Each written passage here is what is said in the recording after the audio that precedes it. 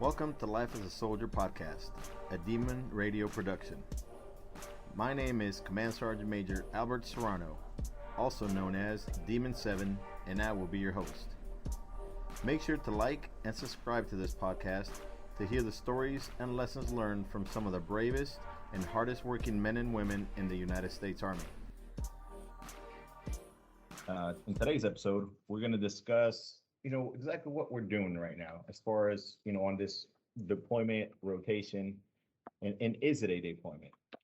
So it's going to require a lot of dialogue, I'm hoping, from all of you so that we can share with some of our soldiers and our family members and just listeners, period, on what exactly, why we're away from home for the time that we are. But before we get started, I would like to give you an opportunity to introduce yourself and we'll go in battalion order. And what I would like to do is I'd like to know your name, your rank, unit, family, hometown, and hobby.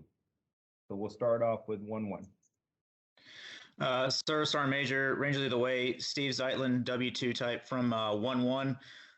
Currently instructor pilot with Alpha Company 1-1. And as far as hobbies, hometown, originally from Houston, Texas. I've been in the Army for 17 years. And hobbies, if I can get outside, either shooting, snowboarding, anything of that nature, all seasons. Great. Welcome, sir. Thank you. 3-1. Good afternoon, Sergeant Major, and everyone else. My name is Cesar Martinez. I'm from 3-1. I've been in the Army for 13 years, closing in on 14 in July. I'm originally from Chicago, Illinois, and hobbies really just get outside and grill out for the family. That's how I would like to spend my free time. Okay. HHC Brigade. Good afternoon. This is Sergeant Major Nate Mullins, Brigade Ops Sergeant Major. I've been in the Army 23 years, married with 2 kids, and hobbies, I like woodworking and working on cars. All right, welcome, Sergeant Major. All right, I see you, Captain Daly. Go ahead, sir. Hey, Sergeant Major, this is Captain Daly. I'm just tuning in I got all my guys listening on. I got Steve Zeitlin there, W2 Zeitlin. That's our representative for 1-1. So I'm just tuning in to hear the feedback, if that's all right. Absolutely. Okay, sir. Welcome. I don't see anybody else on net, so we will proceed with who we have on the net. All right. So as I stated earlier, today's topic is really getting, letting our listeners know why we are away from the house. And there's a lot of discussion whether we're on an actual deployment or is this a rotation? What are the differences? What's the importance of it, etc. So what I'm going to do is I'm going to briefly just give a once over the world, if you will, on the differences and try to be as to simple it down, as much as I can. And then we'll pass it around and see what everyone's thoughts are on the topic. And I'll just pose a couple of thoughts, and then we can begin the dialogue. So with that said, this rotation is what we're calling it, is known as a RAF rotation. In other words, so it has to do with the regionally aligned forces, but more near and dear to us in aviation is a rotational aviation forces, or RAF again.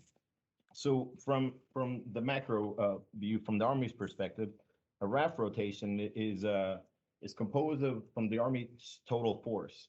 It's aligned to every geographic combatant command and provides joint task force capability. In other words, it's comprised of National Guard and different units from different locations, wherever we have the Army.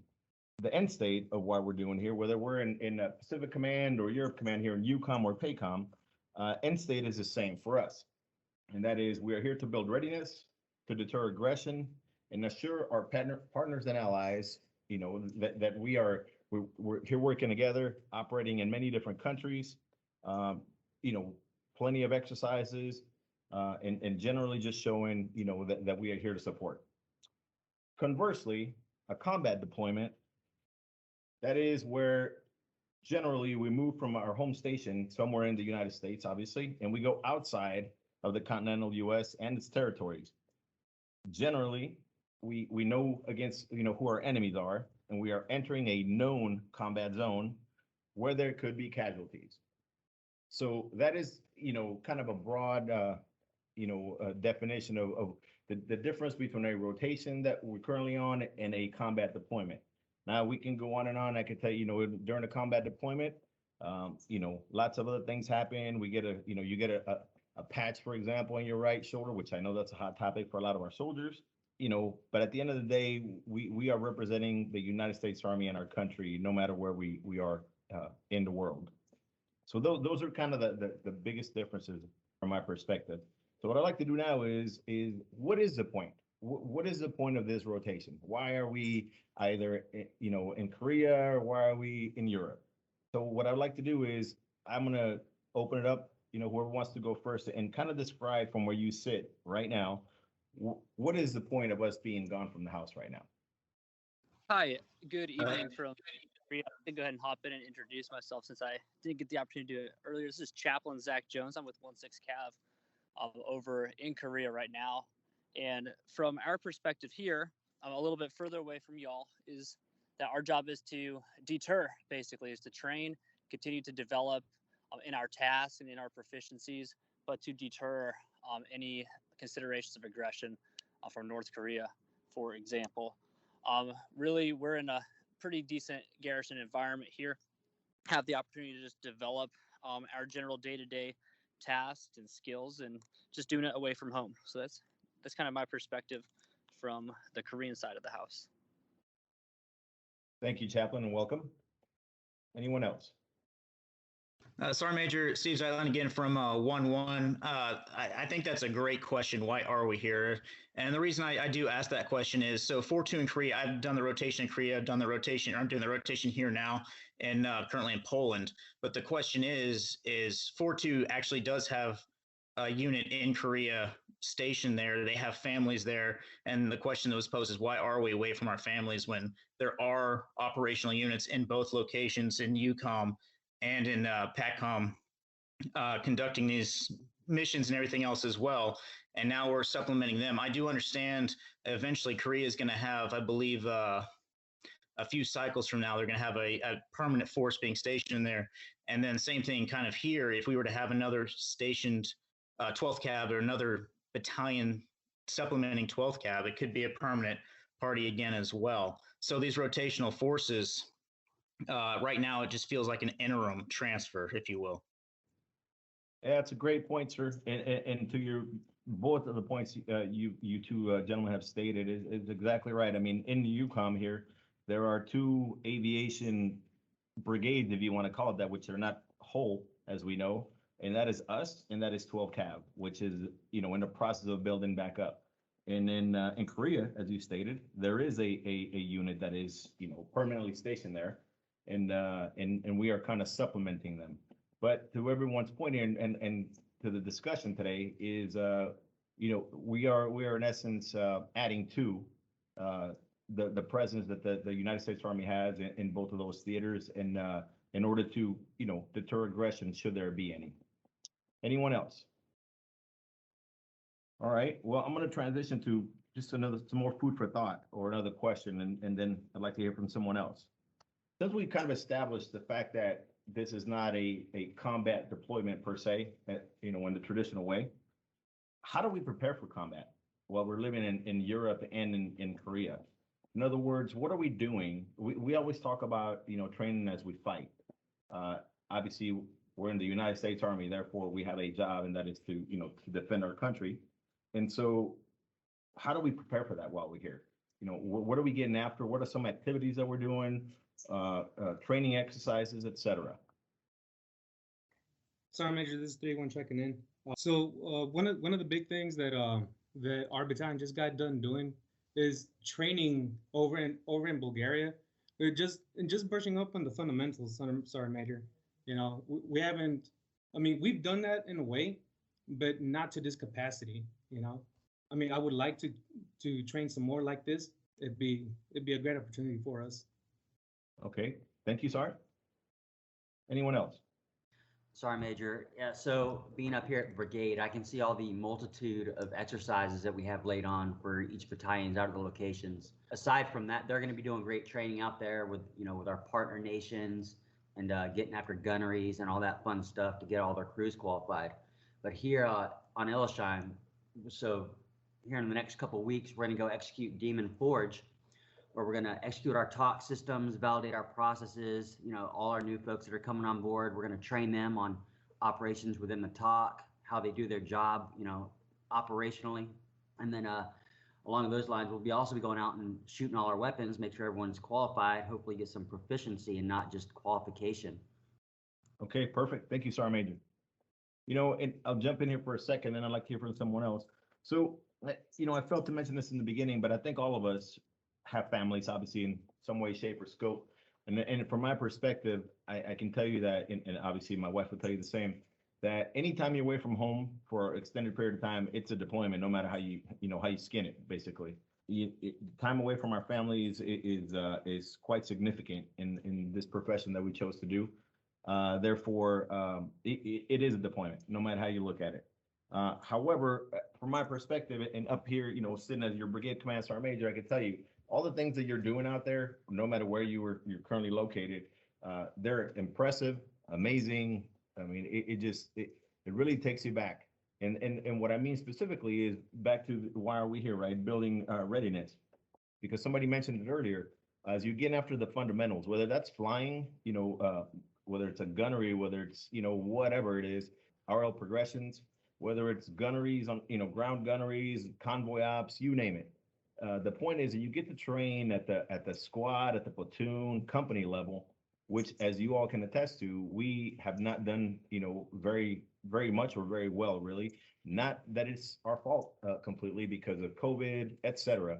And on top of that, when we are home, we can all go home to our families every night, and then, you know, life happens.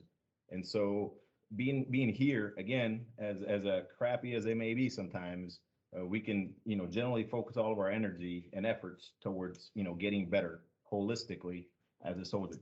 And that's just, you know, some thoughts that I have. Anyone else? This is Chaplain Jones again. Just to offer a perspective from Korea, I think there's a couple of ways that we're able to like train as we fight from Korea. Number one is being in Korea, we have a great opportunity to integrate and cooperate with the ROK Army, the Republic of Korea Army, which is very important when you consider the kind of aggression that if it would happen, we'd be deterring. So integrating with them well, and also the opportunity to train with other units that we really don't get to train with, even within our own organization of the U.S. Army. Being over here, we get to see different ways of doing things. We get to cooperate with different organizations with different skill sets, which helps us to see what all resources are available to us should something happen. Beyond that, interesting and helpful perspective that our S3 brought up in a recent meeting was when you think about the PCS cycle in Korea, typically you're looking at a year, maybe 2 years. And one of the benefits of having a rotational squadron come out and collaborate with, for us, 2CAB, would be the amount of time that many of us have had together. You're well integrated. You understand how each other works. So not just your own mission as a squadron for us, but also the people that you work with. So you come prepared, you come integrated as a team, and prepared to execute at perhaps a better and higher level of cooperation, technical expertise, and team orientation than perhaps some of these units that only get to know each other for about a year. Yeah, you made some great points there, Chaplain, and I agree. I haven't done a career rotation or two in my career. You know, as soon as you hit the ground there, you're essentially counting down, you know, because you're there for, like you stated, a year, maybe two. But yes, you have a small amount of time to get up some of those things. And I agree with you that kind of like what I mentioned earlier, being away from our families, one of the things that we can absolutely improve on is, you know, teamwork. Building our, like I said, from the squad, platoon, company level, building that team, getting to know your soldiers, getting to know, you know, just each other, peers, you know, everything we do, whether you're working out, whether you're, you know, working on something, you absolutely get to learn, you know, about the folks left and right of you. And then you also mentioned working, you know, with the ROK Army, which I agree. Again, I haven't been there, but that goes back to assuring, you know, partners and allies, right? So here in Europe, and I'd like to hear from someone else here in a second, is I know we get to work with, like I said, we're at any given point during this rotation, we're going to be, I think, up to, in 7 different countries at one time. And so that talk about, the ability to build relationships by doing exercises with other countries. I mean, it can only make us better again, holistically. So any thoughts on that out there? Sergeant Major, I think the biggest takeaway that us as at this level we need to take away from this is not only a check the block type of training, Sergeant Major. I mean, we're already out here. The distractions are away from us. We're already away from our homes. We might as well just capitalize on the training that we're here and not just check the block per se to say that we shot a weapon or that we trained for CASEVAC drills or what have you. But those are just my thoughts, Sergeant Major. Oh, you're absolutely right. I mean, there's no reason to rush out here. We, like you said, and like we've been discussing, we have all the time in the world out here. We're here to train, get better. And there's no reason why when we all go home, no matter what each one of us does, as far as our MOS or our daily duties, we should all go home better than when we got here, whether it was in PACOM or in UCOM. Anyone else? All right, let's transition to, again, just a little more food for thought or question, if you will. And this, I think, it to me, it might be the one that generates the most dialogue, at least from where I sit. And that is, so again, we've already established that, we're not in a traditional combat deployment. So how can soldiers, including ourselves, mentally prepare for war or combat while in a peaceful environment? Now I'll tell you a couple thoughts, and then I'll turn it over. Or for me, so there are lots of things that go through a soldier's mind while you're away from home, even while we're home. But we'll take this instance while we're away from home. And so not only are we missing our families, but take for example right now COVID-19, right? That is adding a lot of stressors to families and to us. As vaccines are coming around, people getting vaccinated, or, opting in, opting out, potentials of hearing, hey, if you're vaccinated, this might happen or that might happen, and then maybe it doesn't because, an increase, for example, here in Germany, the cases continue to grow. Therefore, that may not happen as early as some of us may have hoped. So many different factors that mess with us mentally, in my opinion. But how do we prepare for combat? How do we stay focused, and how do we continue to get better? Anyone out there? So I think the key is all the freedoms that we have here, that we don't we don't lie on them. We get out and we train. We don't waste this opportunity, that we don't have all these distractions. Schedule the ranges. Get your guys together on Saturdays or whatever. Do some NCOPDs. Do some professional development. Make sure your folks are, if they are having issues, get them the help they need, because your mental fitness is probably the most important thing out here. Being away from your families, and in order to be ready for war, everyone needs to be mentally and physically fit. And then physically, I mean, we can't really get off post to go hiking or anything, but there's plenty of opportunities. We have a really nice gym. People just need to get after those kinds of things that we can do here, and not waste these opportunities. Great point, Sergeant Major. Thank you. Sergeant Major, W2 Zeitlin again from 1-1. I think a lot of it has to do with predictability. So to keep our soldiers motivated, and a lot of them have the exact same mission set, regardless of whether here, whether they're at home, whether they're in a combat environment. A lot of them are working on aircraft, working on vehicles, and their mission set doesn't change. So one of the biggest things that I think we as an organization can give them is predictability. I know it's a little bit more difficult with COVID and everything else. Can't say that as a guarantee, if you have the vaccination, that you're going to be able to go out, because we don't know if these countries are going to allow us to do it. But giving them the best amount of predictability as far as their work schedule, their weekends, things that they are allowed to do that we know for sure of, the best amount of predictability that we can give them, I think will set the proper tone. Sir, I think you're absolutely right, sir. Predictability is one of the things that us leaders, struggle with at every echelon. I'd venture to say that all of us, regardless where you sit in the organization, you'd like to have more predictability with your families, with work, with everything.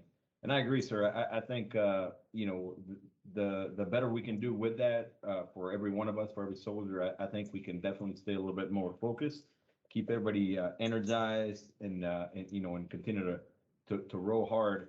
As Sergeant Major stated earlier, I think what also can assist is just ensuring that overall people are having a way to vent, so to speak. In other words, an outlet, whether that's a gym, whether it's running, whether it's barbecuing, when you can, whether it's whatever, just kind of hanging out, letting your hair down, if you will.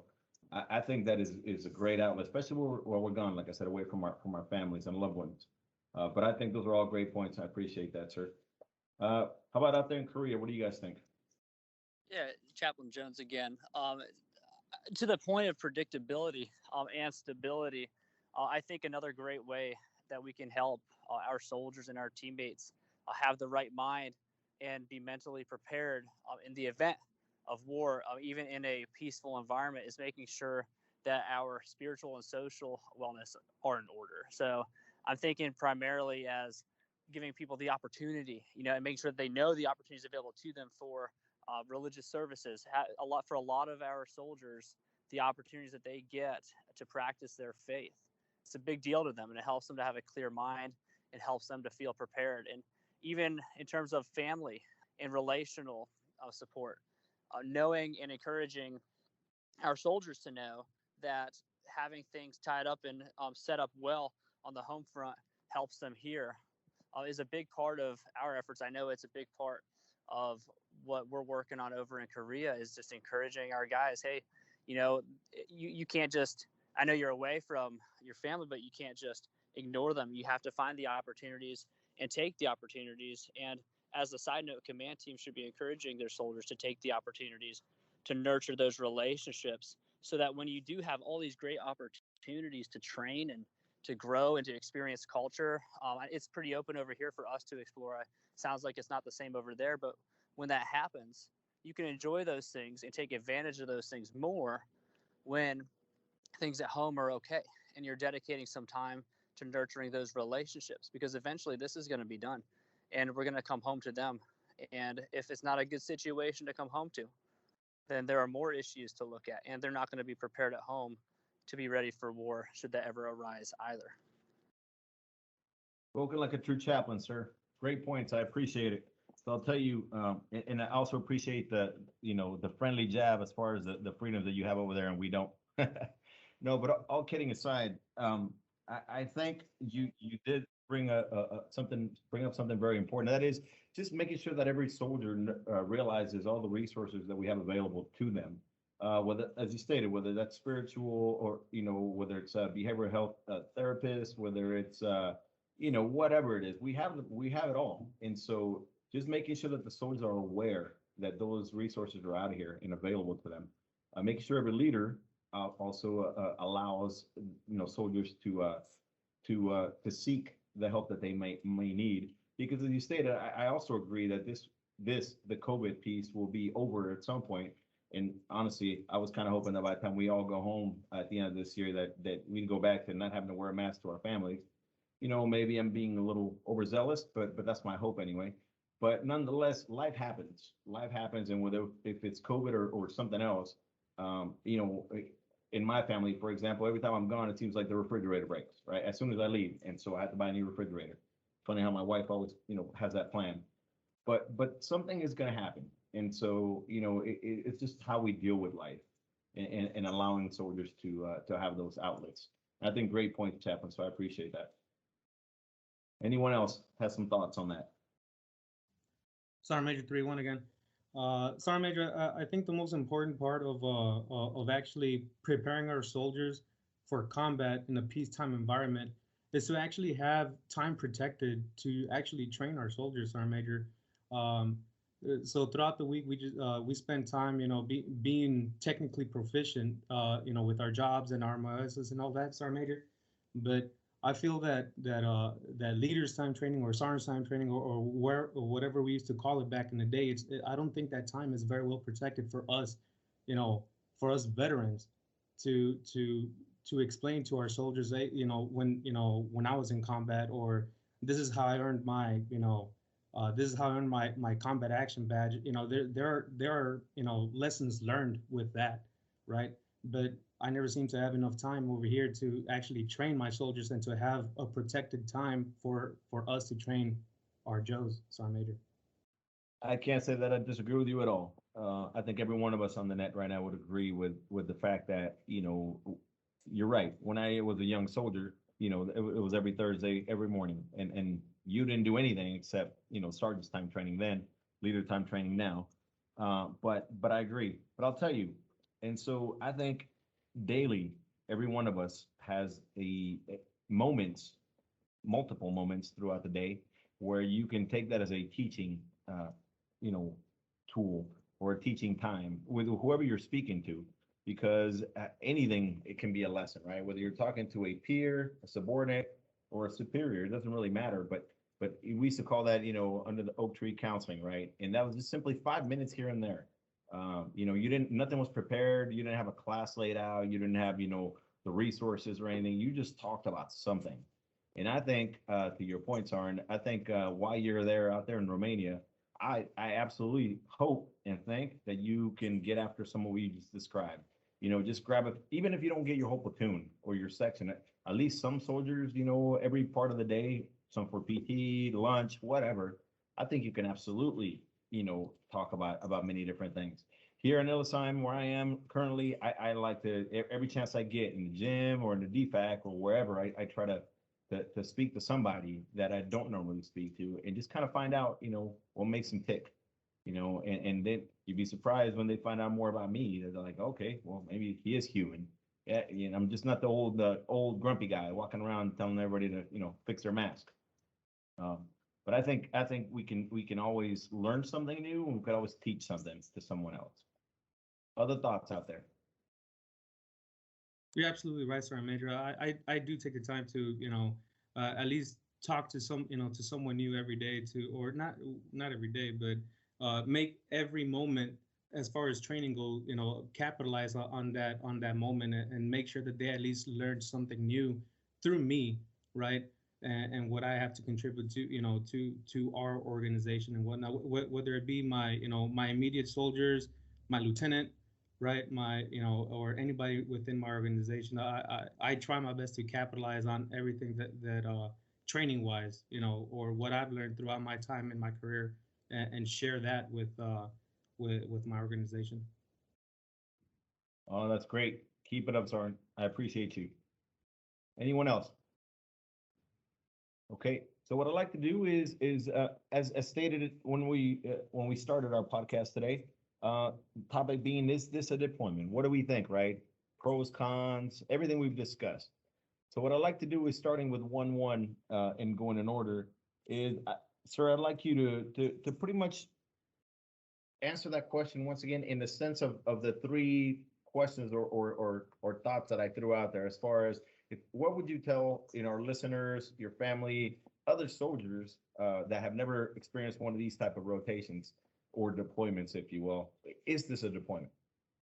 Sergeant Major W.T. Zeitlin, this is definitely not a deployment. It is more of the rotation, as we kind of talked about in the beginning of this podcast. Having come off the CENTCOM deployment roughly, I guess it's almost 2 years ago now. We came off the CENTCOM deployment. The pay was different. The benefits were different. The quality of life, even there in a combat environment in the middle of nowhere, was better than what you would expect somewhere here in Europe to be. The difference between the rotational forces, having done them several times myself, is I constantly ask myself while on the rotation, why are we here when we do have the potential people that could be accomplishing the same mission we're doing with their families? And there's a much higher level game being played, much higher than my echelon. I understand that. But as far as going on a rotational and being able to see our counterparts in 12th Cab, at least the little time that I was there at Ansbach transitioning through, they were still able to go out while we were basically put on close hold, not able to go out, do anything, while our counterparts in 12th Cab were out and about in all the different towns, able to travel. Same thing pushing out here in Poland. We're basically not able to go almost anywhere, and it's a lot of it's COVID, a lot of it's rotational, and sometimes it's hard to see the difference. But as far as the rotational itself, it's starting to not quite mesh with it either. Sir, I appreciate the candor, and I'd like to tell you that I have answers for you, but as you know, you stated yourself, that's above my echelon as well. But what I could tell you is that although it is tough at times for us to, grasp exactly why we may be doing what we're doing at this particular time, I can tell you that is what, what the Army's asked us to do. And I know you know that. I'm not, I know I'm not preaching to the choir here, but it's what I would ask of you is, and I know you will continue to, be that example, that leader that you are for the crew chiefs, for the other pilots, et cetera, and try to keep everyone focused and motivated throughout the rotation, which I do hope, by the way, for you guys up there in Poland, that you are able to do a little more by the time we head to the house. But I appreciate you, sir. 3-1, go ahead. Ross, I measured this 3-1.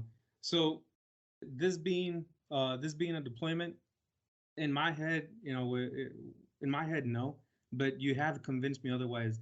Why not to treat this as a deployment, right? Number one, I'm sure that both of our spouses would agree that to them that this is a deployment, no matter how, what picture you paint in front of them, it's a deployment to them. It's time away from each other.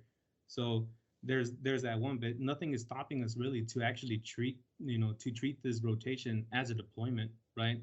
And still, post up our progress and post up our tactical pictures up in the 3-1 page, and to show our adversaries that we're ready to fight no matter what circumstance you put in front of us. And basically my point is that with this rotation, there's no reason why we couldn't treat it as a deployment, right? To train as we fight, take our time. We have all the time in the world here to actually train, right? And to get after it. So I meant to brush up on those fundamentals that's been not taken away, but that's been stopping us from actually training throughout this COVID period, and actually come back and get back after it. So so that we can have a healthy force moving forward, Sergeant Major. Sergeant Martinez, great points. Although I didn't set out to try to convince you or anyone else, I do appreciate that. I appreciate your comments, because I think more than anything, our job as leaders, again, is to make sure the soldiers understand, the why. And as hard as it may be sometimes to explain that why to the point of Mr. Zeitlin, I think it is still our job, and they're absolutely going to get after it, or getting after it already. And again, I appreciate you and everything you guys are doing over there in Romania. Korea, Chaplain Jones. Yeah, I'll answer a few of those questions. So I think the first one, is this a deployment? Is this a rotation? Honestly, I would propose that it doesn't matter what word you use, you're still away from your family. You're still away for 9 months, and you have a singular focus of working to accomplish some objectives and to grow as an organization. So I can tell you that my wife doesn't care if you call it a rotation or a deployment. She has to do everything around the house for 9 months. And I know that means that block leave means doing all the groceries and the cooking for a little bit. And I am emotionally prepared for that. Another thing to that end, why are we here? As you stated earlier, they are actually getting ready to stand up a permanent party unit in our stead, not right after us, but the cycle immediately following our successors here. And so we are here for a reason. We are here to grow and to be value added and to deter any kind of conflict in this region. And yet it seems that the Army understands that in this particular situation in Korea, they may be better served to have a permanent party unit here. So that's what they're working to do. But regardless of what that means moving forward for rotational forces in Korea, if they'll continue to do that in 2CAB, we're going to work hard, and we're going to do what we can to grow as a team, to get more proficient. It's obviously hard for every single one of us being away from home, being away from our family. I think it's a 13-hour time difference here. And I know from talking to my soldiers here, just the pain that they're going through, the pain that their families are going through being that far apart. And so I hope it's worth it. I think it's worth it if we take the opportunity to grow as best we can, and if we nurture those relationships even when we're far away. So going to make the most of it. We're going to grow, and we're going to be better because of it. Hey, thanks for that, Chaplain. My honey-do list is also growing during this rotation. I didn't believe me, but I appreciate that. And you also said something that I wholeheartedly agree with and believe, and that is, at the end of the day, we are United States Army soldiers, tasked with a job, whether it's in Korea or it's in Europe somewhere, and we're going to do it to the best of our ability. That is just plain and simple. That's what we volunteered for. That's what we signed up for. That's what we're going to do. And all of us are professionals. I know we will do that. No doubt in my mind. And yes, it sucks to be away from our family, whether it's a deployment or a rotation. But at the end of the day, like I said, we will be better by the time we go home. All right, over to Sergeant Major Mullins. So is this a deployment? Absolutely. I think it is. It's not a combat deployment. It is definitely a rotational deployment. And to Chaplain's and Sergeant Martinez's remarks, being away from your family, your family doesn't care whether you call it a rotation or a deployment. You're away from home and they miss you. And and you're probably missing, like, as you get older, my kids in high school, this may have been my last summer with them. So that kind of stuff kind of weighs down on you. And I'm sure there's a lot of people across formation who feel the same. As far as us being here, just being American Army, our presence alone, is essentially, I would say, preventing conflict in the region. Just people seeing our helicopters flying around, just us, driving around back from Ansbach, just people seeing us here assures our partners that we're here to help if needed. And again, just us being here is definitely deterring other forces from enacting their will upon the region. We're definitely not as busy as we would be on a combat deployment. We don't work 7 days a week, 18 hours. It's not quite as focused as we would be on a combat deployment, because we have all these freedoms and distractions. You have the MWR. You can get a lot of college done here, so it's definitely not as focused. And then pay. We are definitely not getting paid as much as we would on a combat deployment. And in fact, I would argue that we probably get paid less, because you're essentially holding up two households. You're buying food out here, you're going to the MWR, you're spending money to buy whatever you need in your apartment or whatever. So I definitely think it's a deployment. It's rotational and not combat. Yep. You hit the nail on the head, Sergeant Major Mullins. All great points. There's nothing that I would also agree that I would consider this a deployment. Haven't been to many, as some of you out there. So I agree with your comments and appreciate you as well. So I'd like to close out this podcast episode by saying, first and foremost, that on behalf of the Brigade Commander, Colonel Shivers, and myself, I would really like to thank you guys for not only joining me today, but for the comments, the complete transparency and everything that we discussed. I certainly appreciate that, because I try to be that way when I have a conversation with a soldier. And whether we agree or disagree, or agree to disagree, that this is a rotation or a deployment, the bottom line is, as I stated earlier, is that we will do it to the best of our ability. We are part of the greatest team in the world, and we will continue to perform no matter what or where we are in the world. So again, I'd really just like to thank you guys for all the comments. Appreciate Korea dialing in. Definitely got something out of this. I hope you did as well.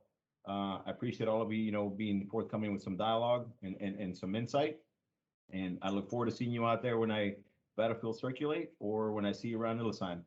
Have a great rest of the weekend, and Demon 7 signing out.